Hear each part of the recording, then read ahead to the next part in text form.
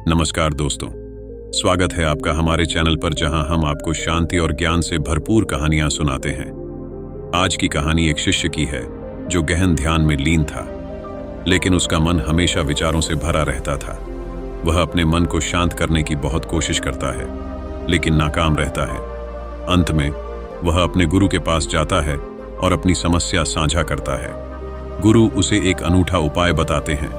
वे उसे समझाते हैं कि मन को विचारों से खाली करने की कोशिश करना व्यर्थ है, क्योंकि मन हमेशा खाली ही रहता है। गुरु उसे एक घड़ा और पत्थरों के माध्यम से यह समझाते हैं कि विचारों को समझने और उन्हें सही दिशा में लगाने की आवश्यकता है। तो चलिए इस दिलचस्प कहानी को शुरू करते हैं और जानते हैं कि कैसे शिष्य ने गुरु की सलाह को समझकर अपने मन की शांति प्राप्त की। एक गुरु का शिष्य गहन ध्यान कर रहा था, लेकिन वह ध्यान केंद्रित नहीं कर पा रहा था। उसका मन हमेशा विचारों से भरा रहता था। उसने अपने मन को खाली करने की बहुत कोशिश की, लेकिन उसकी सारी कोशिशें नाकाम रहीं। अंत में सब कुछ आजमाने के बाद वह अपने गुरु के पास गया और बोला, गुरुदेव, मेरा मन हमेशा विचारों से भरा रहता है। मैं एक चीज पर ध्यान केंद्रित नहीं कर पाता। जब मैं एक चीज पर ध्यान देता हूं तो मेरा मन दूसरी चीज पर चला जाता है, फिर तीसरी और चौथी चीज पर। मेरा दिमाग हजारों विचारों से भरा रहता है और मुझे यह भी पता नहीं चलता कि यह कब होता है। बहुत समय बाद मुझे एहसास होता है कि मैं क्या करने बैठा था और क्या सोच रहा हूं। गुरुदेव, मैं अपने दिमाग को विचारों से खाली करना चाहता हूं। मैं चाहता हूं कि मेरे मन में एक भी विचार न रहे। विचार तभी उठे जब मैं चाहूं। गुरु ने कहा कि किसी भी समस्या का समाधान तभी होता है जब हम समस्या की जड़ तक पहुंचते हैं, समस्या को ठीक से समझते हैं और जानते हैं। क्या आपने उस मन को भी जाना है जिसे आप खाली करना चाहते हैं? शिष्य ने कहा, गुरुदेव, मैंने मन को समझने की बहुत कोशिश की है, लेकिन जितना इसके बारे में जानता हूं, यह उतना ही रहस्यमय होता जाता है। गुरु ने कहा, जाओ और एक घड़ा लेकर आओ जिसमें छोटे छोटे पत्थर भरे हों। शिष्य ने एक घड़ा लेकर आकर गुरु के सामने रख दिया, जिसमें छोटे छोटे पत्थर भरे हुए थे। गुरु ने कहा, इस घड़े को अपना मन समझो और ये पत्थर मन को भर रहे विचार हैं। अब इसमें और पत्थर डालो। शिष्य ने और पत्थर डालना शुरू किया। घड़ा पहले से ही भरा हुआ था। जब उसने 12वां पत्थर रखा तो बाकी सभी पत्थर बाहर गिरने लगे। तब गुरु ने कहा, रुको और ध्यान से देखो। अब घड़े में और पत्थर नहीं आ रहे हैं, बल्कि वे बाहर गिर रहे हैं, क्योंकि यह पहले से ही भर गया है।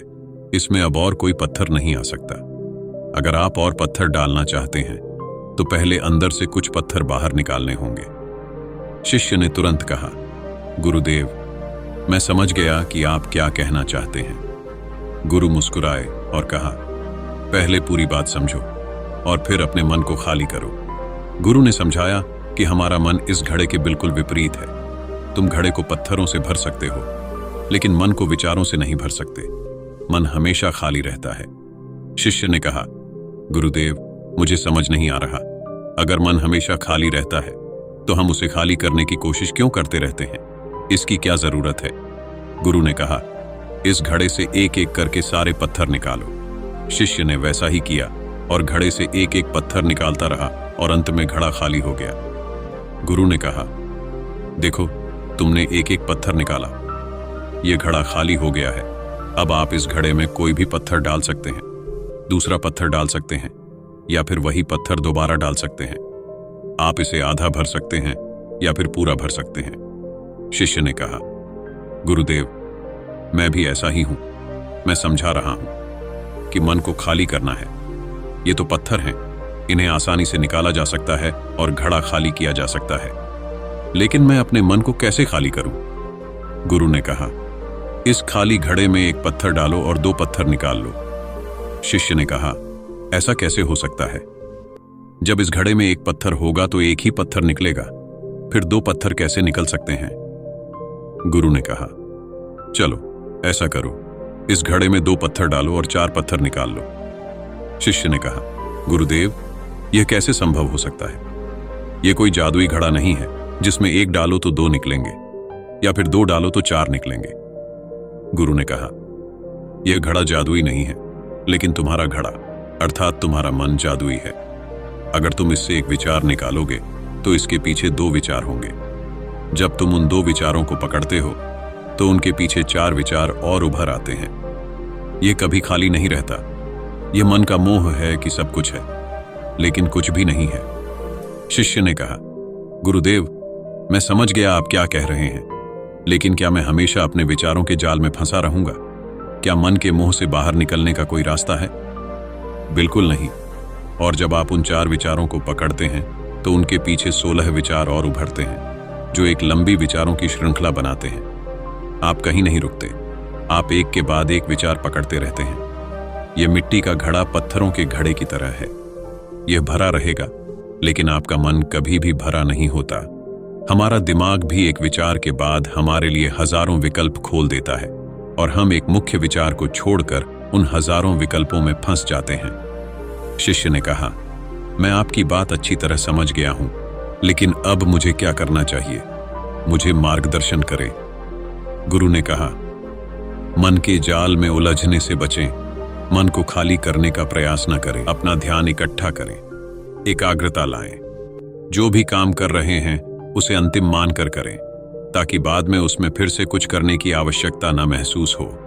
और जब आप किसी दूसरे विचार पर काम करते हैं तो केवल उसी पर ध्यान केंद्रित करें, न किसी अन्य विचार पर। मन के भ्रम से बाहर निकलना आसान नहीं है, लेकिन अभ्यास से सब कुछ संभव है। शिष्य ने कहा, गुरुदेव, मैं भी ऐसा ही करूंगा। इसको समझाने के लिए आपका बहुत बहुत धन्यवाद।